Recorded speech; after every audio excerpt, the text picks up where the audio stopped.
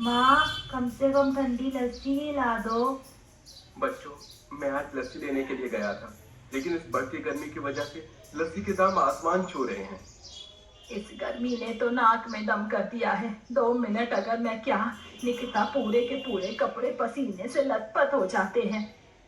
बाबा, बाबा आप घर में पंखा लगा दो ना। मेरे सभी दोस्तों के घरों में कूलर, पंखा, एसी सब कुछ है, लेकिन हमारे घर में एक पंखा तक नहीं है। बच्चे सही कह रहे हैं जी, एक छोटा सा टेबल फैन ही ले आइए।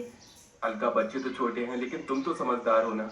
जानती हो ना मेरा सेठ कितना कंजूस है। बात बात पर तो वो मेरी पगार काट लेता है। जितनी पगार मिलती है उतने में घर का गुजारा चलाना ही मुश्किल है, तो मैं एक 2000 का पंखा कैसे लेकर आऊंगा। मोहन की बात सुन सभी लोग खामोश हो जाते हैं और गर्मी को बर्दाश्त करते हुए ही खाना खाने लगते हैं।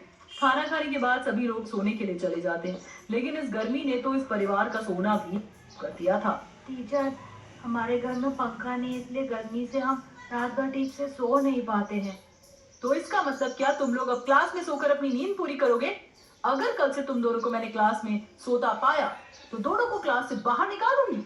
मैं पंखा खरीद नहीं सकता तो क्या हुआ, बना तो सकता हूँ।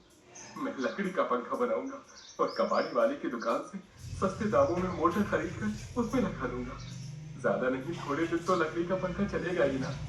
मोहन कुल्हाड़ी उठाकर जैसे उस पेड़ को काटने जाता है कि तभी उस पेड़ के अंदर से आवाज आती है, रुको, मुझे मत काटो। हे भगवान, ये क्या? ये पेड़ तो बोल सकता है।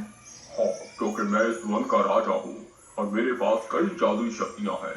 मैं तुम्हारी अपनी जादुई शक्तियों से मदद कर सकता हूँ। बताओ, तुम्हें क्या चाहिए? मुझे आपसे कुछ ज्यादा नहीं, बस एक पंखा चाहिए। अगर मैं जल्द से जल्द अपने घर पर पंखा नहीं लेकर गया तो मेरी माँ की हालत और खराब हो जाएगी। वाह, इतनी सी बात। इतना कहते ही वो पेड़ अपनी जादुई शक्तियों से मोहन को कुछ लकड़ियां देता है।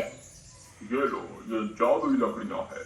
इस जादुई लकड़ी से जब तुम पंखा बनाकर अपने घर में लगाओगे तो इसकी हवा किसी ऐसे एसी कूलर से ज्यादा ठंडी होगी और ये जादुई लकड़ी का पंखा तुम्हारी किस्मत भी बदल देगा।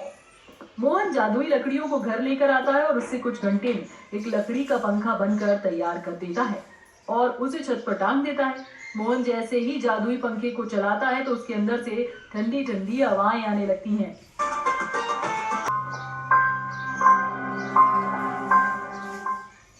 नदी किनारे एक गांव बसा हुआ होता है। फिर एक दिन उस गांव में लोगों की सिर कटी लाश के मिलने का सिलसिला शुरू हो जाता है। रोज सुबह कुएं के पास गांव वालों को एक सिर कटी लाश मिलती। किसी को कुछ समझ में नहीं आ रहा था कि आखिर इन गांव वालों का सिर कौन काट रहा है। फिर एक दिन रात होने पर मीना को पड़ोसी के चीखने की आवाज आती है। डर के मारे उसकी नींद खुल जाती है। फिर वो अपनी खिड़की से झांक कर देखती है तो उसे एक चुड़ैल की पीठ दिखाई देती है। उसने हाथ में बहुत सारे गुब्बारे पकड़े होते हैं। वो सब गुब्बारे हवा में उड़ रहे होते हैं। उन गुब्बारों को देखकर उसकी आंखें फटी की फटी रह जाती हैं, क्योंकि वो गुब्बारे नहीं, इंसानों के सिर होते हैं। अरे मर गई रे, ये तो वही चुड़ैल है जो लोगों के सिर काट कर अपने साथ ले जा रही है। अजी जल्दी उठिए, वो देखिए, ये वही औरत है जो लोगों के सिर काट कर अपने साथ ले जाती है। फिर मांगो उठता है और खिड़की से झांक कर देखता है, लेकिन वो चुड़ैल अंधेरे में ओझल हो चुकी होती है। अरे क्या मीना, आधी रात को तुम्हें वहम हो रहा है? वहाँ तो कोई नहीं है। देखो, मैं जानता हूँ गांव में सर काटने की घटना बढ़ती जा रही है, इस वजह से तुम घबराई हुई हो। चलो सोने चलो, इतनी रात गए यूं खिड़की पर खड़ा होना सुरक्षित नहीं है। अजी नहीं, मुझे कोई वहम नहीं हुआ है। मैंने अपनी आंखों से देखा था, ये वही चुड़ैल है जो लोगों के सिर काट रही है। फिर अगले दिन सुबह होने पर सब गांव वाले बरगद के पेड़ के नीचे इकट्ठा होते हैं। वो मीना सब गांव वालों को उस चुड़ैल के बारे में बताती है। फिर सब गांव वाले मीना की बताई हुई जगह पर जाते हैं जहां उसने रात को चुड़ैल को देखा था। वहां पहुंचकर उनकी आंखें फटी की फटी रह जाती हैं। वो उन्हें खून की बूंदे और चुड़ैल के उल्टे पैरों के निशान मिलते हैं। अरे बाप रे, लगता है मीना सही कह रही थी।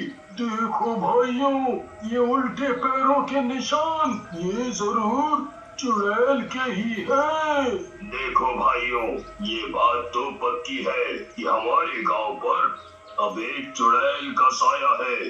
जब तक हम इस चुड़ैल का कोई समाधान नहीं ढूंढ लेते कोई भी व्यक्ति रात होने पर अपने घर से बाहर नहीं निकलेगा। फिर सब गांव वाले अपने अपने घर की ओर चले जाते हैं। फिर रात होने पर एक शराबी अपने घर के बाहर खटिया डालकर शराब पी रहा होता है। आज तो मजा ही मजा आ रहा है। क्या ठंडी ठंडी हवा चल रही है। अरे नास मिटे, घर के अंदर बैठकर पी ले। भूल गया क्या सुबह सरपंच जी ने क्या कहा था?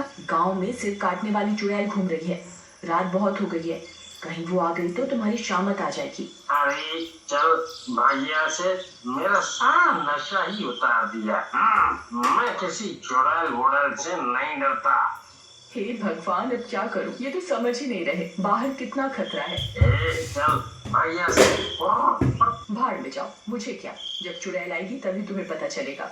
फिर इतना बोलकर सीमा घर के अंदर चली जाती है और घर का दरवाजा अंदर से बंद कर लेती है। चमन वहीं बैठकर अपनी मस्ती में शराब पीने लगता है। तभी अचानक से किसी के गुर्राने की आवाज आती है। आई मम्मी, ये किसकी आवाज है भाई? कौन है भाई? कौन मजाक कर रहा है? सामने आ जाओ, दोनों भाई साथ में आ जाओ। तभी वो चुड़ैल हाथ में लोगों के कटे सिर लेकर उसके सामने आ जाती है। आई मम्मी, ये तो सच में सर काटने वाली चुड़ैल है। ये तो सच में आ गई। अरे नाश मिट्टी चुड़ैल, ये लोगों के सिर को गुब्बारे समझकर कहाँ घूमती फिर रही है? अब क्या करूं? क्या करूं? अरे दरवाजा खोल, देख तेरी अम्मा सच में आ गई। अरे दरवाजा खोल, अरे खोल दे। वो बहुत देर तक दरवाजा पीटता रहता है, लेकिन सुमन गहरी नींद में सो रही होती है। अरे मर गया रे। अरे प्रियतम, दरवाजा खोलो नहीं तो तुम विधवा हो जाओगी। ये खोलो दरवाजा, मैं वादा करता हूँ आज के बाद कभी शराब को हाथ नहीं लगाऊंगा। जल्दी दरवाजा खोल दो, खोलो ना। अरे कहाँ भाग रहा है? जरा मेरे पास तो आ। तभी सुमन की नींद खुलती है और वो दौड़ती हुई दरवाजे की ओर जाती है। अरे जानू, मेरी जानू, जल्दी दरवाजा खोलो, खोलो ना। फिर सुमन जैसे ही दरवाजा खोलती है, चमन झट से घर के अंदर घुस जाता है और दरवाजा अंदर से बंद कर लेता है। अरे नाश मिट्टी, दरवाजा क्यों नहीं खोल रही थी? अपने पति को मरवाना चाहती थी क्यों?